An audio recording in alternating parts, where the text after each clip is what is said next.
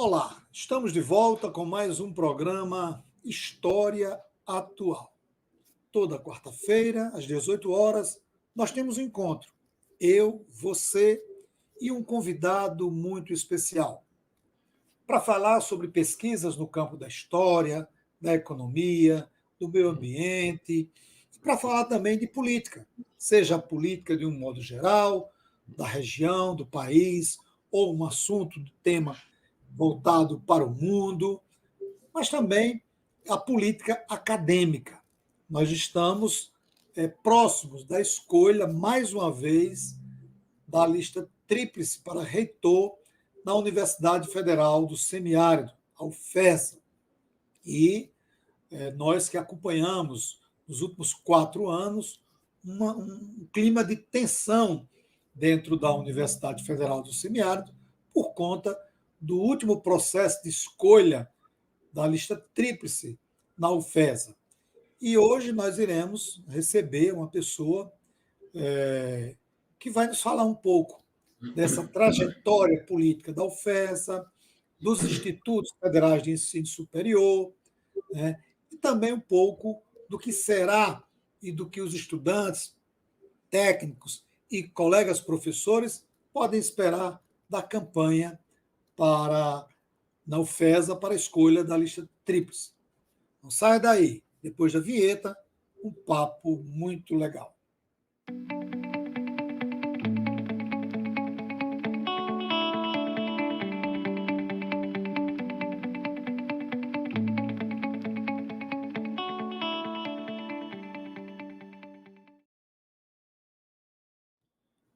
Nosso entrevistado de hoje é o professor Rodrigo Cotes.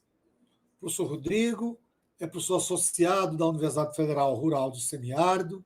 Ele tem dupla graduação em Engenharia Civil, tanto pela Universidade Federal do Ceará, como em Engenharia Generalista pela Escola Central de Lyon, na França.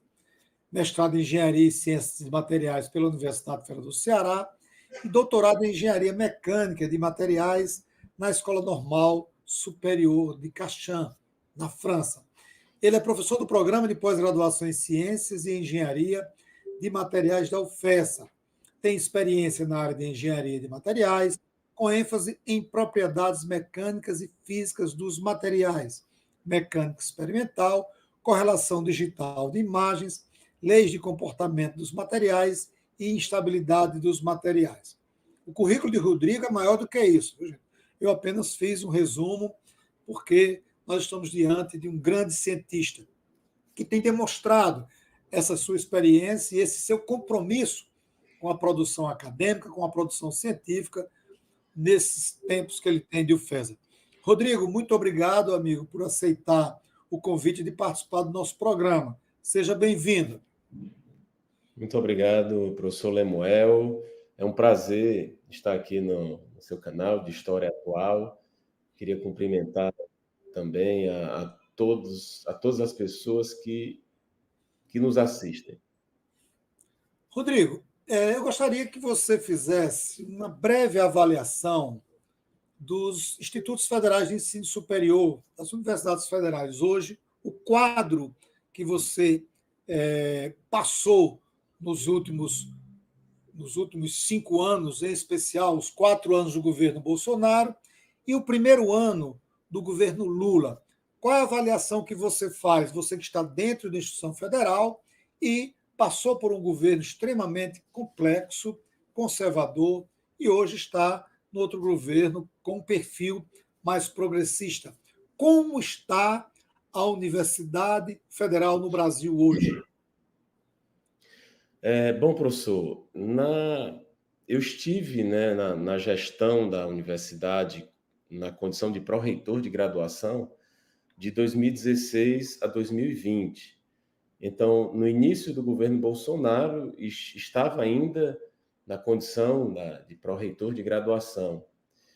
E em 2020, justamente, nós vencemos a consulta prévia na UFESA, nas 3 categorias, mas o ex-presidente nomeou a 3ª colocada. Bom, mas com relação a essa breve avaliação né, o que a gente tem a dizer é que o governo Bolsonaro ele foi marcado por diversas acusações fantasiosas às nossas universidades públicas, né?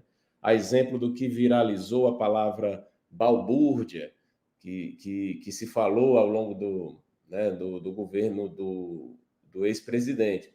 E foi marcado também por diversas ações que, de certa forma, devastaram o ensino superior e a educação com vários objetivos, né? Isso eu entendo que buscou justificar as intervenções no processo da indicação dos dirigentes das nossas instituições, né, federais de ensino superior, tanto as universidades como também os institutos federais, né? É claro que as comunidades universitárias, as comunidades acadêmicas, elas sempre buscaram escolher as pessoas, né, mais votadas para indicá-las no topo das listas tríplices, né, a fim de que o primeiro ou a primeira fossem confirmadas pelo governo. No caso do Instituto Federal, nós temos uma legislação mais moderna, né, que data de 2008 e que a indicação é apenas de um nome, e inclusive de forma paritária, está escrito na lei, né? 1/3 para a votação composta do peso da categoria dos docentes, 1/3 da categoria dos servidores técnico-administrativos e 1/3 dos discentes, o que não é o caso ainda das universidades federais, mas que nós temos, né, um projeto de lei que tramita e que, infelizmente, no nosso processo, que está muito próximo, nós ainda teremos, mais uma vez, uma lista tríplice. Felizmente, a nossa universidade co-irmã, o UERN, né, ela já não tem mais a lista tríplice para a indicação dos dirigentes máximos. E aí, infelizmente, no governo Bolsonaro, nós tivemos a indicação de vários segundos ou terceiros colocados nas listas tríplices, né? No total, nós tivemos 25 intervenções em nossas universidades. E por que eu falo em intervenção? Na realidade, foram intervenções políticas, né, nas nossas instituições federais. Sem contar, né, que nós tivemos casos em que houveram manobras legais que foram usadas para ignorar as listas, né? E aí foram impostos reitores pro tempore. No caso do Instituto Federal, aqui do Rio Grande do Norte, a gente teve um reitor pro tempore durante 7 meses. Nós tivemos também no Instituto Federal de Santa Catarina. Tivemos também no Cefet do Rio de Janeiro. Nesses 3 casos, né, não há lista tríplice. Mas, inclusive em universidades federais, no caso da Univasf, que é a Universidade Federal do Vale do São Francisco, e na Federal de Grande Dourados, tivemos processos judicializados onde assumiram reitores pro tempore. Felizmente, todos os 5 casos que eu citei foram revertidos judicialmente, né? O caso do professor Arnaldo, reitor do IFRN, e dos demais. Na Univasf, esse processo durou 3 anos, e a Universidade Federal da Grande Dourados, apesar de reverter judicialmente, o governo Bolsonaro nomeou o segundo da lista tríplice, e não o primeiro, né? Então, ainda assim, mesmo após 2 reitores pro tempore, ainda foi nomeado o segundo da lista tríplice.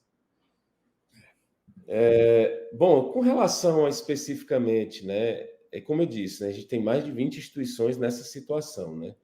Ao governo, numa análise de conjuntura, o que a gente pode afirmar, principalmente, né, são dados, são fatos que nós vivenciamos ao longo desses anos. Um dos pontos cruciais diz respeito ao orçamento das universidades federais brasileiras. Se a gente, com base em dados, né, de pesquisadores da Unifesp, né, nós temos que o orçamento ele caiu 14,4% ao longo dos anos do governo Bolsonaro.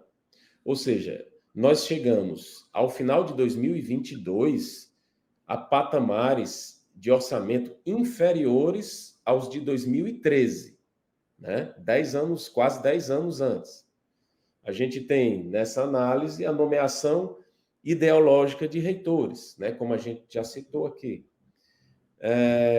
Se fizermos um breve histórico dos ministros que assumiram ao longo do governo anterior, em 2019, o governo iniciou com um ministro que se chama Ricardo Vélez, né? E isso foi veiculado na mídia que o ministro Vélez ele orientou, por exemplo, que os estudantes gravassem as suas aulas para identificar professores ditos esquerdistas, né? E, além disso, propôs, inclusive, uma revisão histórica para reconceituar a ditadura militar como um movimento cívico, né? E não, como todos sabemos, uma ditadura, né? Propôs, inclusive, que as escolas filmassem estudantes cantando um hino nacional, né? Mas esse ministro ele durou no governo muito pouco tempo. Aí, na sequência, nós tivemos o Abraham Weintraub, né, que contingenciou logo de cara, inicialmente, 30% do orçamento das instituições federais de ensino superior.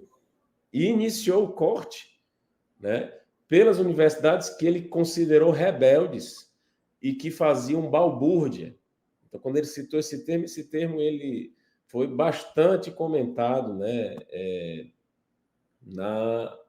na mídia nacional, né? E tivemos cortes na CAPES, que levou, por exemplo, à redução de bolsas de mestrado, doutorados, desorganizou o INEP, né, o Enem, dentre outras coisas. O terceiro ministro, Milton Ribeiro, né, que defendeu, isso foi veiculado também amplamente na mídia, castigos físicos no meio educacional, né? Declarou que o papel dele no MEC era mais espiritual do que político, em determinado momento. Né? Tivemos escândalos de ônibus superfaturados, né? Além do gabinete paralelo operado por pastores. Enfim, foram muitas as ações negativas para as nossas instituições federais de ensino superior por parte do governo, né? E para maiores conhecimentos desse período, nós tivemos registros em livros, né? E a gente pode citar alguns livros. Um dos livros, esse eu não possuo fisicamente, que é A Educação no Governo Bolsonaro, Inventário da Devastação. Isso foi organizado pelo ex-reitor da Universidade Federal do Rio de Janeiro, Roberto Lerrer, né? Nós tivemos aqui, como eu citei, um livro que foi organizado pelo Andes, que é A Invenção da Balbúrdia. Esse, inclusive, eu possuo ele aqui fisicamente, que é um dossiê sobre as intervenções de Bolsonaro nas instituições federais de ensino superior. Eu tenho um outro aqui, que é a intervenção na Universidade Federal do Ceará, 2019 a 2023, que, felizmente, né, o professor Custódio, que havia vencido na consulta prévia em 2019, ele venceu novamente em 2023 e assumiu recentemente, no mês de agosto, a reitoria da Universidade Federal do Ceará, que fala em autoritarismo e resistência. E, além disso, nós nos juntamos, os reitores eleitos, reitores e reitoras eleitos e não empossados ao longo do governo, a gente possui, né, um grupo de discussão e nós entendemos que esse registro histórico foi extremamente importante, né?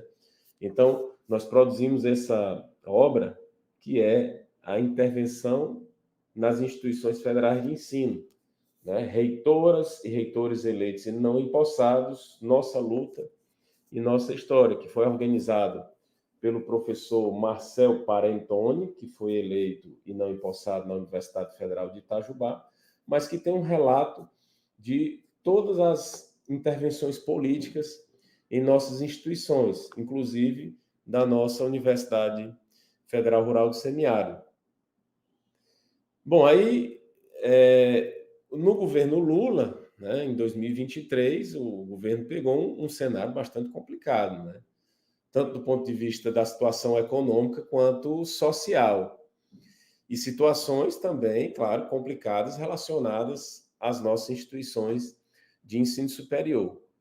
Mas, apesar disso, já de início, né, o governo Lula trouxe algumas situações inversas ao governo anterior, que a gente pode destacar algumas muito importantes, já de início, como, por exemplo, o reajuste das bolsas de pós-graduação, de mestrado e doutorado. A gente tinha essas bolsas que estavam congeladas há 10 anos, né, desde 2013. O reajuste também das bolsas para os programas de formação de professores. A gente tem o PIBID, que é o Programa Institucional de Iniciação à Docência, e também o Programa Institucional de Residência Pedagógica. Podemos citar também, claro, o reajuste das nossas bolsas de iniciação científica, o PIBIC, né, que é o Programa Institucional de Bolsas de Iniciação Científica. E, sobretudo, o reajuste salarial da categoria docente. É claro que ainda muito aquém, mas já no primeiro ano de governo nós tivemos um reajuste salarial, que estava congelado, né, ao longo de todo o governo anterior. E com isso a gente permanece ainda na luta, né, já que estamos bastante defasados, sobretudo nos últimos anos, desde o governo Temer. Né? Tivemos, no governo Lula, a aprovação de uma reforma tributária, que conseguiu, junto ao Congresso, né, e possibilitou cumprir já algumas promessas de campanha, né? A exemplo de conceder aumento real no salário mínimo e o reajuste do Bolsa Família. E, claro, esses aumentos, né, esses reajustes das nossas bolsas nas nossas instituições federais de ensino superior. Ontem mesmo, nós tivemos a notícia por parte da Andifes, né, que é a Associação Nacional dos Dirigentes das Instituições Federais de Ensino Superior, o MEC anunciou a recomposição de 250 milhões de reais. Esses valores, eles que estavam no projeto de lei orçamentária de 2023.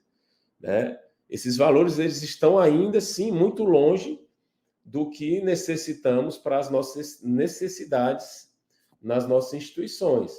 Mas, aos poucos, a gente percebe esses importantes avanços. É verdade. Estamos conversando com o professor Rodrigo Codes. Ele é professor da Universidade Federal Rural do Semiárido. E estamos fazendo uma avaliação das universidades federais no Brasil e comparando os 4 anos do governo Bolsonaro com o primeiro ano do governo Lula. Agora nós vamos para uma segunda pergunta, mas antes de fazer a pergunta ao professor Rodrigo, eu quero pedir a você que entrou agora, que acompanha o nosso canal, mas que não é inscrito, se inscreva, dê o seu like, assista outros programas. Toda quarta-feira, às 18 horas, nós temos aqui um entrevistado, um assunto de seu interesse. É da história, da política, da economia, do meio ambiente, do jornalismo. E você escolhe, você pode encaminhar uma mensagem pedindo um tema ou indicando um entrevistado. Professor, em 1991, o professor Torres venceu a eleição. Ele foi escolhido, né, pela comunidade acadêmica. Disputava com ele o professor Joaquim Amaro. Mas ele sofreu um golpe. 29 anos depois, a história se repetiu com você. Primeiro na lista tríplice, e o governo Bolsonaro nomeou a terceira colocada. E já se vão 4 anos dessa nomeação. Como foi a experiência de sofrer um golpe no processo eleitoral? Olha, professor Lemuel, de fato, foi uma experiência muito negativa, né? E são diversos fatores. Primeiro, por ter sido preterido, não tendo nenhum impedimento que nos levasse a assumir o cargo de reitor. Isso foi algo muito ruim, né? E nós tínhamos, em 2020, um contexto de 5 chapas, onde vencemos, inclusive, nas 3 categorias, nos docentes, nos técnicos e também nos discentes. E, do ponto de vista acadêmico, vivenciar essa situação foi pior ainda, né? Mas que bom que existe no âmbito interno os conselhos superiores que têm cumprido um papel importante, sobretudo no impedimento de ações danosas à nossa instituição. Nós temos 3 conselhos superiores, as nossas universidades públicas elas são formadas por órgãos colegiados, né, desde a base, no colegiado de curso, uma assembleia departamental, um conselho de centro até os conselhos superiores. Eu, inclusive, né, após a intervenção, após a nossa não nomeação, continuei trabalhando na pesquisa, no ensino, na extensão, né, e também na inovação, mas nunca deixei de atuar nos conselhos superiores, desde sempre, né? Conselho Superior de Ensino, Pesquisa e Extensão, eu atuei durante quase 8 anos, né? O Conselho Superior, né, o nosso conselho universitário, que é o conselho máximo, eu estou no 3º mandato, então, apesar de ter sido preterido, né, me coloquei à disposição da comunidade acadêmica, atuei, fui eleito pelos meus pares e reeleito já na atual gestão, e atuando nos espaços realmente que nós temos de fala e de defesa da nossa instituição, né? No Conselho Universitário. Com relação à gestão, né, e a tudo que a gente passou e vem passando, nós, para se ter uma ideia, no primeiro ano de gestão, da atual gestão, na Universidade Federal, né, na Universidade Federal Rural do Semiárido, nós temos 7 pró-reitorias. E apenas no primeiro ano de gestão, 5 pró-reitores titulares foram substituídos. Imagine o governo federal, a nível de governo federal, a substituição de 20 ministros de Estado no contexto de 39 ministérios, apenas no primeiro ano de gestão. Então, o que se criou foi um clima de desconfiança dentro da universidade. Eu acho que... E essa desconfiança, claro, ela se deu por conta de eu costumo dizer, de uma ruptura no processo democrático interno da nossa instituição, que a nossa Constituição Federal ela coloca, né, que as universidades têm autonomia universitária, autonomia financeira, autonomia científica, autonomia administrativa. Mas, infelizmente, ainda possuímos uma lei que data da ditadura militar, né, que a gente espera que logo, logo nós tenhamos essa aprovação do novo projeto de lei, onde um nome único é indicado à presidência da República, né? Então, felizmente que nós possuímos mecanismos administrativos que protegem a nossa instituição de uma devastação maior, né? Como citei aqui, a atuação dos nossos conselhos. E, além disso, nós temos também os diretores de centros, chefes de departamento, coordenadores de cursos, que todos são eleitos pelos pares, né? Eleitos e eleitas pelos pares. Temos um corpo técnico bastante qualificado, que mesmo num contexto totalmente adverso, realizaram os seus trabalhos com excelência, né? mas nós tivemos muita dificuldade, principalmente no princípio. Eu posso colocar como exemplo, né, o nosso Plano de Desenvolvimento Institucional, que é o chamado PDI. Né? Esse plano, ele norteia a instituição, os rumos da instituição.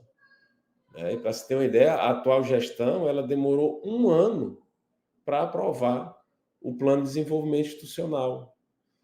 Eu, particularmente, atuando no Conselho, busquei contribuir da melhor forma possível com esse documento, né? Já que possuo alguma experiência com o planejamento institucional.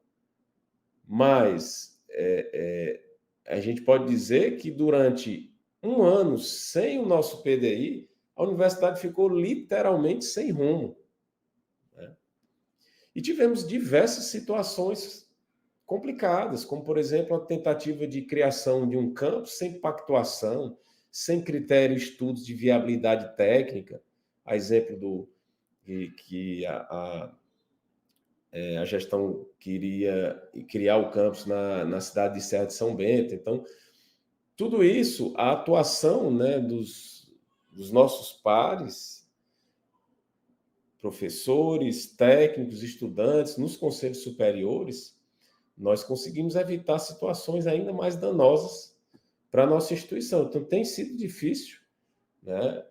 Estamos aí próximos de finalizar essa gestão, então nós teremos a nova consulta prévia à comunidade universitária que vai acontecer no dia 4 de abril, né? Ou seja, em menos de 1 mês, e esperamos realmente, né, mudar os rumos da nossa universidade para os próximos 4 anos. Nós estamos conversando com o professor Rodrigo Codes, falando um pouco agora sobre a experiência dele de ter sido preterido na lista tríplice e agora nesse processo que está iniciando. E ele também já entrou numa questão que eu ia levantar, que foi os impactos da atual gestão dentro da universidade. A gente acompanhou e sabe que esses 4 anos da atual gestão foram 4 anos de muita tensão política interna. Sim. Mas, como o professor bem colocou, poderia ter sido pior se não fosse a autonomia dos centros, dos departamentos, dos conselhos. Rodrigo, essa tensão, essa crise institucional que a UFESA passou e ainda vem passando, ela afetou de alguma forma a produção científica, a produção acadêmica? Falando dessa instabilidade, né, institucional decorrente da intervenção política, ela, de certa forma, afetou a todos e todas. Né? Para se ter uma ideia, a UFESA ela passou 2 anos fora da Andifes. A Andifes, que é a Associação Nacional, né, dos Dirigentes das Instituições Federais de Ensino Superior. A UFESA também, ela se desligou do Fórum de Reitores do Rio Grande do Norte, né, que é um fórum extremamente importante de articulação entre as nossas instituições públicas aqui no Estado. Né? E se colocou numa posição de isolamento. E esse isolamento, ele foi, sim, muito danoso para a nossa instituição. Né? Se a gente falar um pouco da Andifes, eu posso falar que eu estive na gestão do professor Arimatea, né, que o ex-reitor Arimatea, na pró-reitoria de graduação. A Andifes ela tem mais de 30 anos e sempre atuou e atua em defesa da Universidade Pública Federal. Né? E essa atuação sempre aconteceu de forma autônoma e de forma democrática. E a Andifes ela auxilia na gestão das universidades, porque ela possui, ela é composta de 5 colégios e 6 fóruns. Né? Por exemplo, no caso da graduação, nós temos o COGRAD, que é o Colégio de Pró-Reitores de Graduação, onde a cada 2 meses os pró-reitores se reúnem para discutir diversas pautas, né, a respeito da graduação, compartilha experiências, tem, através da Andifes, a articulação direta com o governo. E eu citei aqui a graduação, mas nós temos esses colégios com relação à pesquisa e pós-graduação, a extensão universitária, a administração, a gestão de pessoas, o planejamento e administração da universidade, né? Enfim, são ao todo 11, né, colégios e fóruns de discussão que são extremamente importantes para o funcionamento da universidade, nesse compartilhamento de experiências, e fazem a diferença, sim, na gestão das instituições, né? E, principalmente, a Andifes faz a interlocução com o governo, discute com os representantes do Ministério da Educação e do governo, e auxilia na própria pasta da educação, nos encaminhamentos, nas implementações de políticas, né?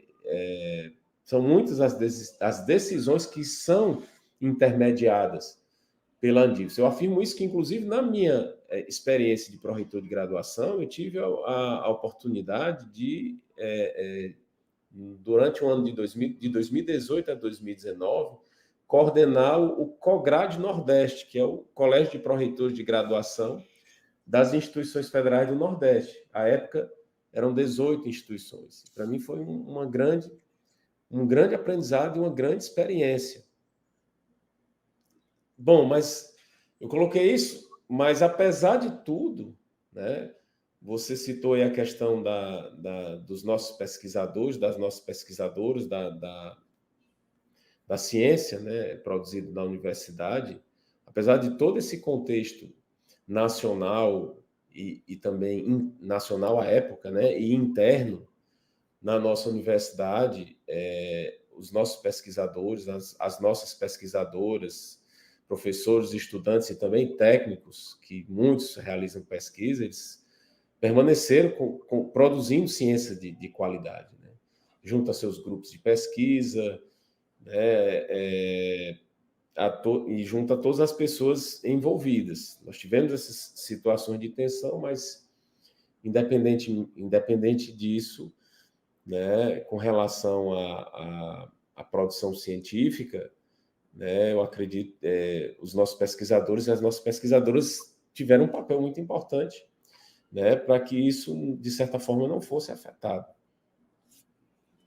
Estamos conversando com o professor Rodrigo Codes, da Universidade Federal Rural do Semiárido, batendo papo sobre a conjuntura nacional envolvendo as universidades federais e os institutos, a experiência dele com a rejeição do seu nome durante o governo Bolsonaro, quando da escolha da lista tríplice na UFESA, e um pouco do que a Universidade Federal, a UFESA, passou e vem passando nesses 4 anos, haja vista a tensão política e as críticas que se tem sobre a atual gestão, né? E eu gostaria agora de saber, o professor Rodrigo, ele está colocando o nome dele mais uma vez para que a comunidade acadêmica, tanto os professores como os técnicos, os estudantes, escolham, né, avaliem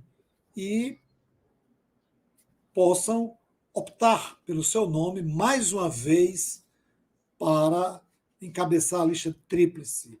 Professor, como é que a sua candidatura ou pré-candidatura, não sei se a gente já pode falar em candidatura, vou usar o termo pré-candidatura porque eu não sei bem como é que está a legislação da UFESA, para que não haja nenhum tipo de comentário depois, né?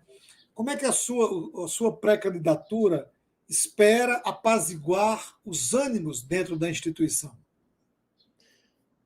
Professor Lemuel, como você colocou, nós estamos ainda no momento de pré-candidatura. Inclusive, o depósito da candidatura ele ocorrerá na segunda-feira, dia 11 de março. E a campanha, oficialmente, ela terá início no dia 16 de março. E a nossa candidatura, né, é um projeto da comunidade acadêmica que almeja ter de volta a a sua estabilidade democrática, né? Que foi ferida desde a nossa última consulta para reitor da UFESA. Nós esperamos e estamos comprometidos com essa empreitada, né, e buscar, com o nosso trabalho, melhorar cada vez mais a nossa instituição. É claro que o objetivo central é sempre a busca pela excelência acadêmica. E a gente coloca que o diálogo é fundamental. Nós temos ouvido, nós temos dialogado nesse momento de pré-campanha com todas as categorias da universidade, né? Em todos os campi, setores, estamos em um amplo diálogo, né? Com professores, com técnicos, com estudantes de todos os cantos da universidade. E lá em 2020, sim, nós tivemos uma proposta que foi aprovada pela comunidade acadêmica, como já disse, e temos trabalhado, sobretudo, ao longo do último ano, para a atualização desse plano que foi construído, que está sendo construído a muitas mãos, né? Que terá, claro, muitas novidades. Como disse, é um momento de pré-campanha, não vou poder entrar em detalhes ainda em relação a propostas, isso a gente vai poder fazer a partir do dia 16 de março, mas a gente já pode colocar alguns direcionamentos, né? Que nós temos algumas, que nós temos dito, né, algumas palavras-chave que estamos usando, né, em nossas propostas, que, em primeiro lugar, é a valorização das pessoas, de todas as pessoas da comunidade universitária. Esse é um ponto principal, né, que nós temos colocado em todos os nossos diálogos. Então, nós vamos apresentar propostas que venham a fortalecer as políticas de valorização das pessoas que busquem a saúde e o bem-estar de todas as pessoas, de professores, de técnicos, de estudantes. Depois, a gente tem dito sempre que, acho que como pontos principais que nós queremos, né, priorizar para a nossa gestão, uma vez que consigamos ser eleitos novamente, que nós vamos tentar novamente, é a permanência, a inclusão e a inovação. Começando pela permanência, essas ações, né, não somente para os estudantes, mas também para os servidores, né? E, nesse sentido, claro que a assistência estudantil é fundamental, né? O cuidado com os estudantes, ações de permanência estudantil serão prioridades para a nossa proposta de gestão, né? A questão de manter e ampliar os auxílios, o restaurante universitário, né, as práticas esportivas, ações de nivelamento, de mentoria e diversas ações pedagógicas. Isso a gente sempre tem trabalhado com indicadores, e quando eu estive na Pró-Reitoria de Graduação, constantemente a gente abria para o debate, a discussão de todos esses indicadores, né, de combate à evasão, à retenção, e sempre em todos os campos. A gente sempre teve uma grande participação. Acho que nós temos que retomar esses diálogos, né? E, para além disso, né, além dessas políticas de combate à evasão e retenção, a gente precisa também, no pós-pandemia, de políticas para atração de novos estudantes. Esse é um ponto que tem nos preocupado. A gente não tinha esse problema antes da pandemia nas nossas universidades públicas, né? E aí eu coloquei a questão da inclusão. Essa que eu coloco é uma outra palavra-chave, que a gente quer priorizar, né, na nossa gestão. Esse é um tema que me toca, inclusive, pessoalmente, já que eu, particularmente, sou um pai atípico, né? Eu tenho um filho que é autista, que hoje cursa o 6º ano no ensino fundamental, que eu tenho acompanhado de perto no ensino básico, né? E a gente visualiza, né, o número crescente de crianças e jovens com necessidades educacionais especiais, né, que tem aumentado, e a gente fica feliz por isso, né, na perspectiva que a universidade ela deve ser cada vez mais inclusiva e diversa. Mas a gente precisa se preparar para isso, né, e fortalecer essas ações dentro da universidade, apoiar e, além disso, fazer com que a universidade seja referência para as escolas. Esse é um dos nossos compromissos também, e que será um grande desafio, mas que nós vamos sim buscar priorizar. E um outro ponto, como citei, é a questão da inovação, né? Ao longo desses anos, depois de ter sido preterido, como disse, continuei a trabalhar no ensino, na pesquisa, na extensão e também na inovação, né? Em um grupo de trabalho articulado entre a engenharia, eu sou engenheiro de formação, e a medicina, e isso já há 3 anos, e a gente tem tido grandes resultados, mas que eu entendo que essas ações, né, com a inovação, elas vêm a fortalecer ao que a gente pensa como políticas de atração também de novos estudantes e de motivação para os nossos estudantes, né? Nós temos como atividades finalísticas o ensino, a pesquisa e a extensão, que é o tripé indissociável, né, como colocamos. E a nossa ideia é de incluir um quarto pilar a esse tripé, que é justamente o da inovação, além da assistência estudantil também. Mas a ideia é de que nós possamos criar uma agência de inovação para fomentar a inovação, o empreendedorismo em nossa instituição, né, de forma a buscar soluções inovadoras para as demandas da sociedade. E que a nossa ideia aqui também é de nos aproximar cada vez mais da sociedade, gerando produtos, processos que venham a atender a população, sobretudo a população mais carente. Estamos conversando com o professor Rodrigo Codes, ele que está colocando, neste momento, como pré-candidato o nome dele para mais uma escolha junto à comunidade acadêmica da UFESA na consulta que se aproxima, será no início de abril, e o professor Rodrigo estaria apresentando um pouco de alguns pontos que irão constar na sua carta-programa. Professor, você falou de inovação. Nós que temos acompanhado, eu na UERN, na minha área é outra, eu sou da área de ciências humanas, mas eu sou militante do movimento sindical, então eu acompanho tudo o que ocorre, não só nas universidades estaduais, mas também nas universidades federais.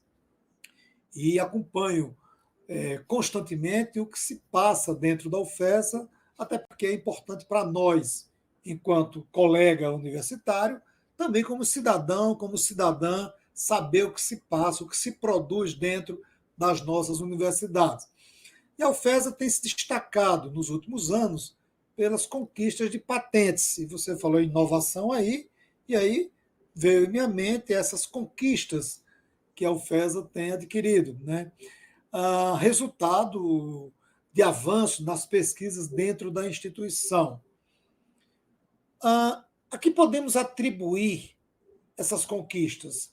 São ações isoladas de centros? É uma política definidora de gestão? O que a gente pode indicar? Olha, o nosso avanço, o nosso crescimento motivado por isso, né? Como é que você poderia colocar para a gente essas conquistas? Bom, Lemuel, essas conquistas, elas são fruto, principalmente, do esforço e do empenho dos pesquisadores e das pesquisadoras que, junto aos seus grupos de pesquisa, né, vem há anos se dedicando a melhorar a vida da nossa sociedade com a ciência, né? Então, o esforço, o empenho dessas pessoas, de suas equipes, de estudantes, de técnicos, tem cumprido um papel relevante, né, dentro da missão da nossa universidade, né, que é de difundir, de produzir conhecimentos no campo da educação superior, e no nosso caso da UFESA, com ênfase na região semiárida brasileira.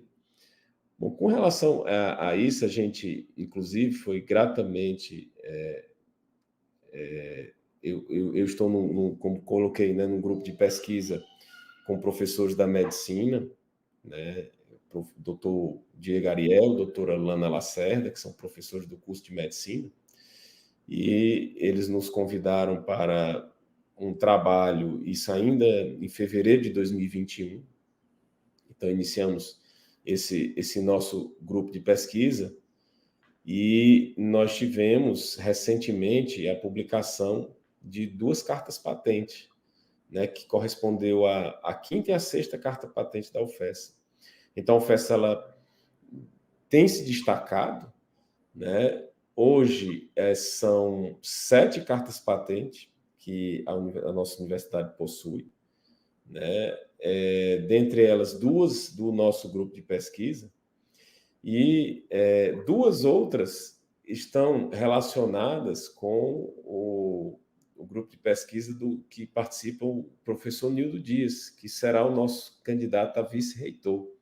O professor Nildo Dias, que é um grande pesquisador da nossa universidade, ele no Centro de Ciências Agrárias, né, agrônomo de formação, e ele tem grandes pesquisas de relevância, inclusive é um dos pesquisadores 1A do CNPq, e nós temos dialogado há bastante tempo.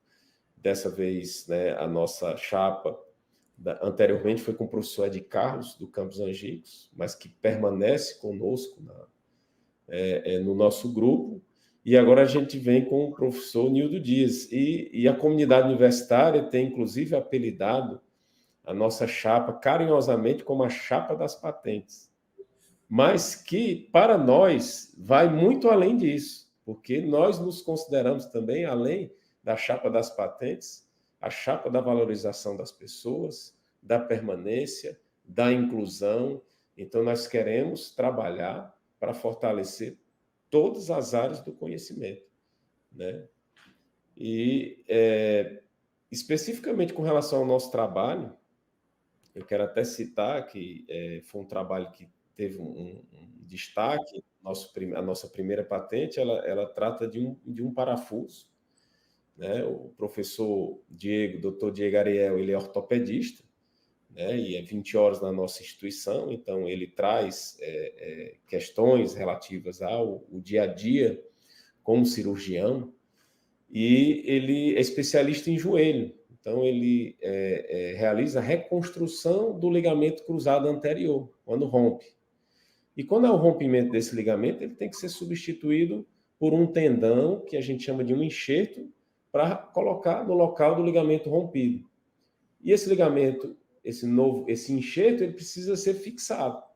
Então, ele é fixado no osso do fêmur e no osso da tíbia. São 2 fixações, são 2 parafusos de interferência.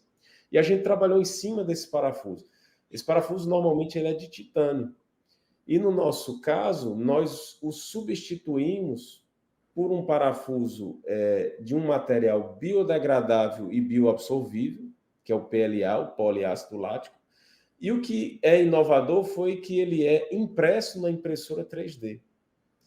E nós o caracterizamos, e a patente seguinte, ela foi justamente a confecção de um dispositivo mecânico, aí é a minha área mesmo, né, para avaliar o comportamento mecânico desse conjunto, né, osso do fêmur, parafuso de interferência, enxerto, o outro parafuso, o osso da tíbia. E nós validamos experimentalmente, né, o parafuso, que ele tem plenas condições de suportar mecanicamente, né, a reconstrução do ligamento cruzado anterior. Então, a gente fica muito feliz, porque são ações, né, voltadas, né, para demandas da sociedade. É uma solução que custa bem mais barato do que a solução, né, vigente, né? E são propostas que a gente pode disponibilizar, inclusive para o Sistema Único de Saúde, como coloquei, de forma a atender a população mais carente. Então, a gente busca contribuir realmente, enquanto instituição pública de ensino superior, para essas soluções para a nossa sociedade. Então, fico feliz de poder também abrir e colocar um pouco do que eu realizo como pesquisador. Mas eu também tenho uma experiência de 8 anos de gestão, né? Além de trabalhar na pesquisa, no ensino, na extensão, eu gosto também de gestão, né? Estive na gestão durante 8 anos, no departamento, que se tornou o Centro de Engenharias, depois na Pró-Reitoria de Graduação. Nessa sequência, vencemos a consulta prévia, não pudemos assumir, mas entendemos que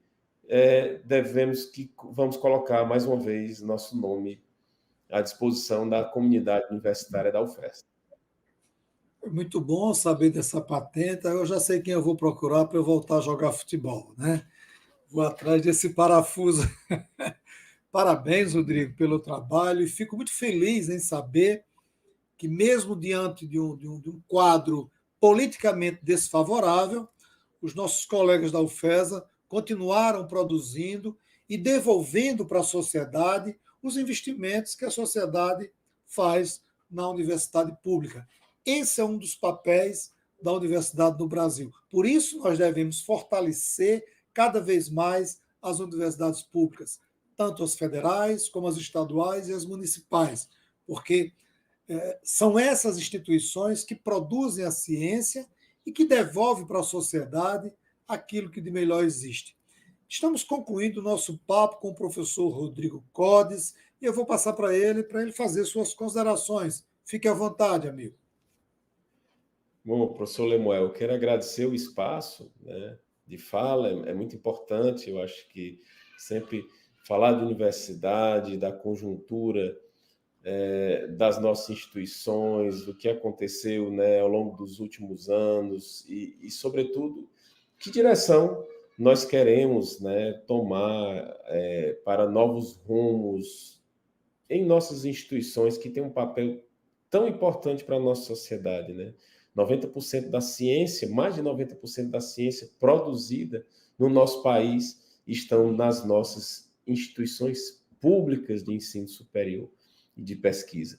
Então, nós temos um papel fundamental para a nossa sociedade. Nós queremos nos aproximar cada vez mais da nossa sociedade, né? Então, agradeço o espaço.